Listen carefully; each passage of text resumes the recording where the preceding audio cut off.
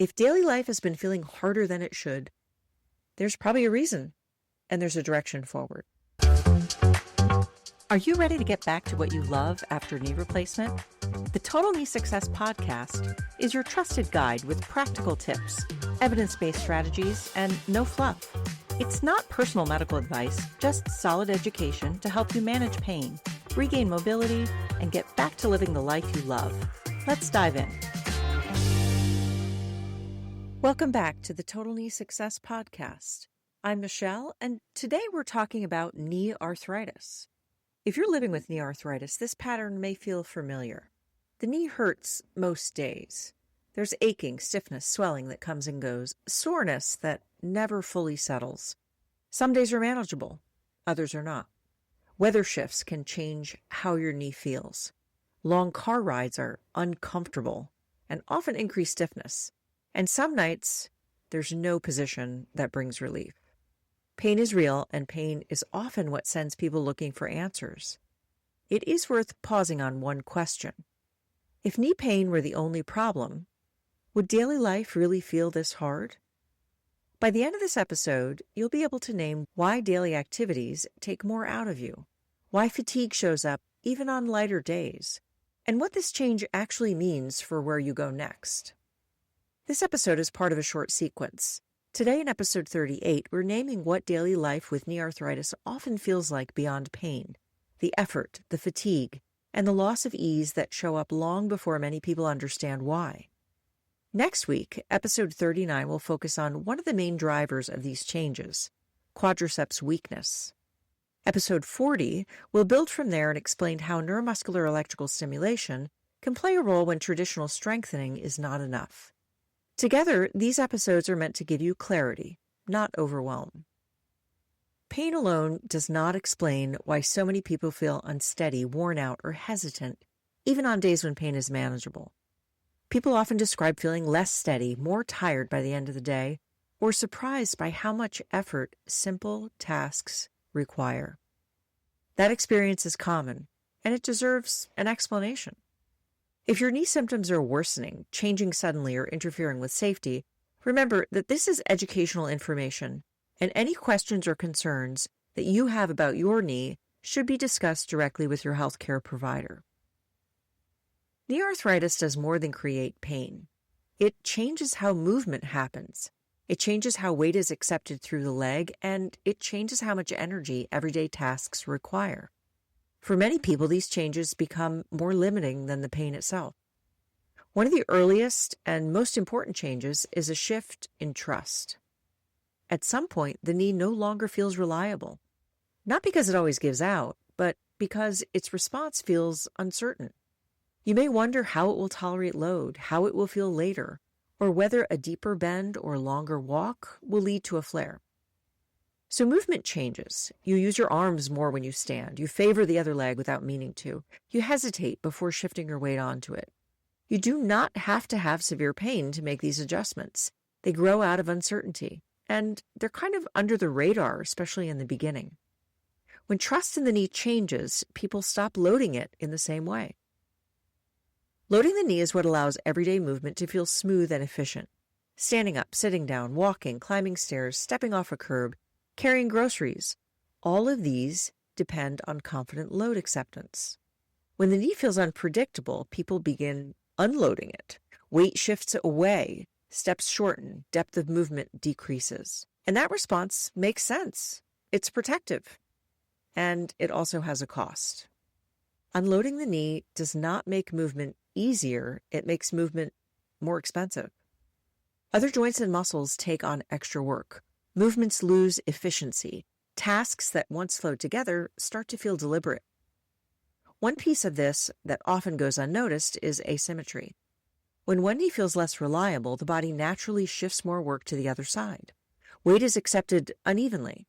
One leg does more pushing, more stabilizing, more controlling, and over time that asymmetry increases the overall cost of the movement and can contribute to fatigue, irritation in other joints, and a sense that the whole body is working harder than it should.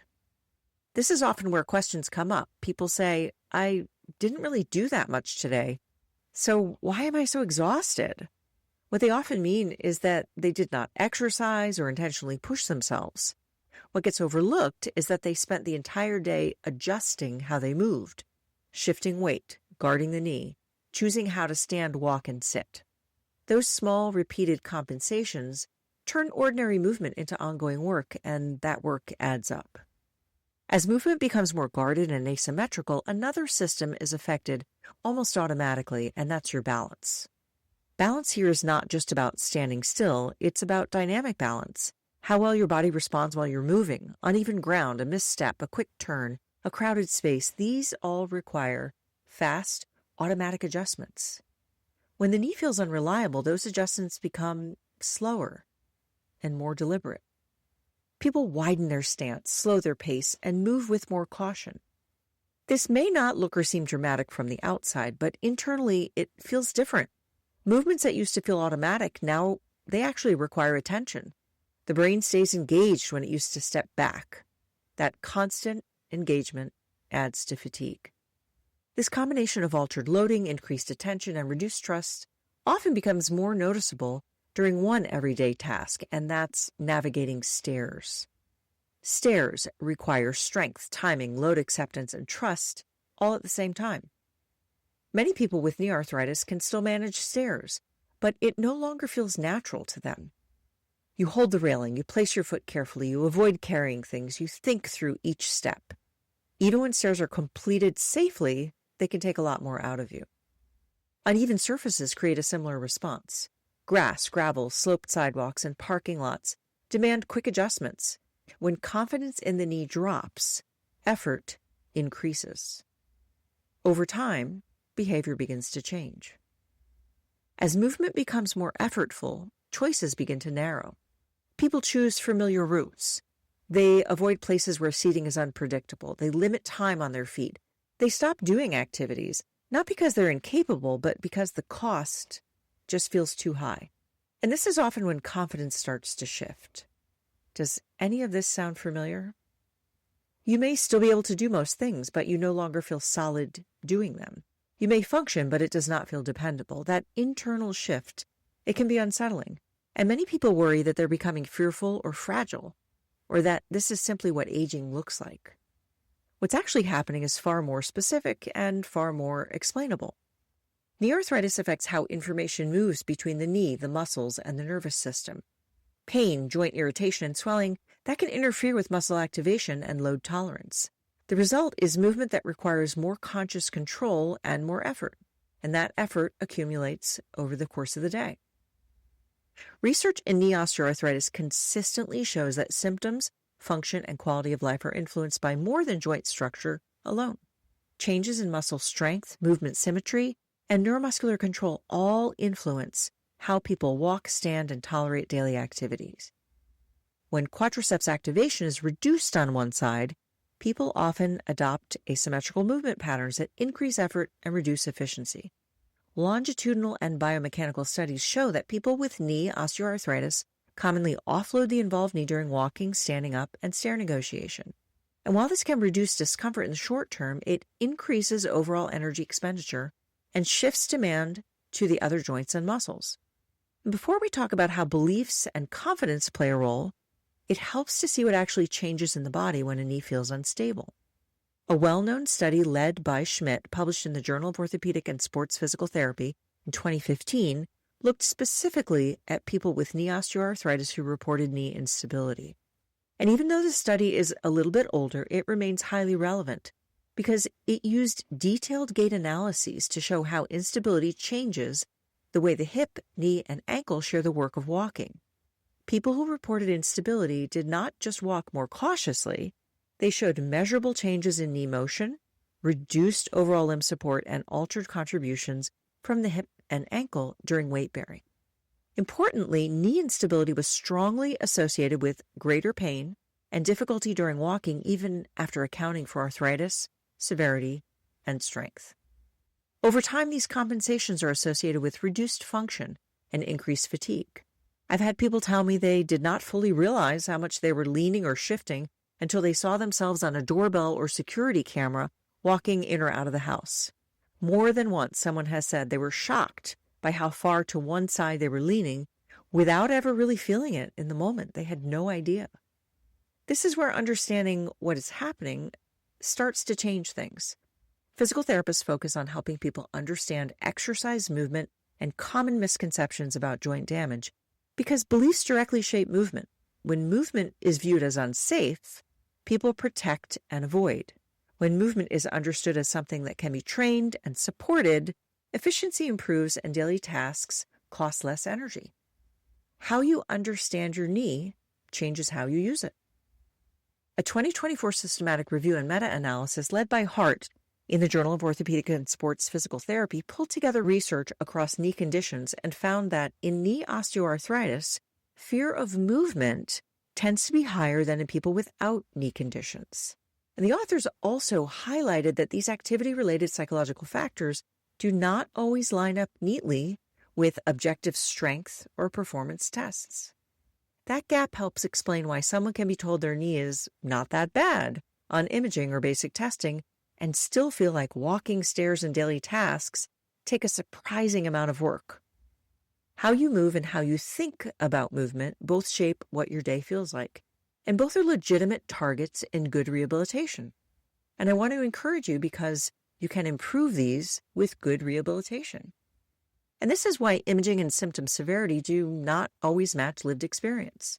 You may be told your arthritis is mild. You may be told to wait. Meanwhile, daily life feels heavier than it should. One reason this happens is that people don't simply move less when a knee becomes painful or unpredictable. They move differently. Many people begin avoiding deeper knee bend without realizing it. They shorten their stride. They keep the knee stiffer when they walk. They rely more on the hip or on the other leg to get up from a chair or to climb stairs. These are all forms of offloading, and they often develop gradually. Research consistently shows that people with knee osteoarthritis reduce knee flexion and knee extensor use during walking, sit-to-stand, and stair tasks. This strategy can feel protective in the moment, but it shifts work away from the knee and increases demand on other joints and muscles. Over time, these altered patterns reduce efficiency and increase the effort required for everyday tasks. Another key factor is something called arthrogenic muscle inhibition. When a joint is irritated or swollen, the nervous system reduces activation of the surrounding muscles, particularly the quadriceps. And this is not a conscious choice, and it's not a motivation problem. Even when someone tries to strengthen, the muscle may not fully engage. Studies have shown that this inhibition can persist even when pain is not severe, contributing to weakness, asymmetry, and continued offloading. As these movement strategies repeat day after day, they become habits, unfortunately. The body learns them. The nervous system defaults to them. Over time, these patterns feel normal, even though they cost more energy and reduce confidence. This is one reason people are often surprised when they see themselves on video and notice how much they lean, stiffen, or avoid loading one side. This is also where physical therapy becomes more specific than simply prescribing exercises. Effective rehab focuses on identifying these compensations, restoring knee motion and load tolerance, addressing quadriceps inhibition, and retraining movement patterns so the knee can contribute again. Research on rehab after knee arthritis and joint replacement consistently shows that addressing strength, symmetry, and neuromuscular control leads to better function and lower perceived effort during daily activity. So there's hope. There's definitely hope in this. I don't want you to feel that there isn't. And this episode isn't about fixing that yet. It's just about naming it, because once you understand that effort and fatigue are part of the condition and they're not personal failures, you have a clearer place to start. The goal is not to push harder. The goal is to restore efficiency, strength, and confidence so that the daily life you're living costs a little bit less. So that daily life costs less. And that's where the next two episodes fit in. In episode 39, we'll explain why quadriceps weakness is so central to this experience. The quadriceps are not just knee straighteners. They help control load, absorb force, and stabilize the leg during everyday movement. When they are inhibited or weak, everything costs a little bit more. All those movements are costing a little bit more. Episode 40 will explain how neuromuscular electrical stimulation can help address quadriceps inhibition when exercise alone is not quite enough, and how it fits into a broader recovery plan. So before we get there, I want you to observe your own day. Notice where tasks feel a little more expensive. Notice where you hesitate, brace, or avoid. Not to judge yourself, but to gather information about your own movement. And if this series resonates with you, my upcoming book, The Knee Replacement Game Plan, walks through these same ideas in a clear, structured way. It explains why strength is lost, why it does not automatically return, and how people rebuild function in a way that restores confidence and efficiency, not just motion. You can find the link in the show notes if you'd like to be notified when the book is released. If daily life has been feeling harder than it should, there's probably a reason, and there's a direction forward. We'll take that next step together in episodes 39 and 40. Thanks for joining me today. I'm Michelle, and this has been the Total Knee Success Podcast. This podcast is for educational purposes only. Discover more at totalkneesuccess.com, and be sure to subscribe and share, because every step forward takes you closer to living the life you love.